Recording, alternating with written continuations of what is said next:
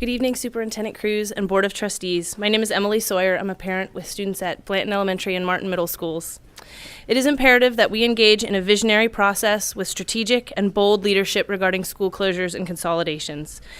We are presented with the opportunity to understand the impacts of historical institutional racism on our ability to shift outcomes of marginalized students and engage in a reflective dialogue based on critical consciousness about where we have been and where we want to go. This will require authentic engagement with and valuing the priorities of our communities. We have seen a pattern of a lack of vision around token gestures that make us feel like we are acting when we are not. Puts much of the onus on community committees that do hard work without that work ultimately impacting decision-making. Without decisive leadership, we will never move beyond politically safe and relatively comfortable discussions of enrollment and right-sizing, facility suitability, and modernization. We must not consider this process successful if we simply have the right number of schools at the end, but not all of those schools deliver academically rigorous, culturally engaging, and humanizing education to every student so that every school is a place that any of us would be happy to send our kids to.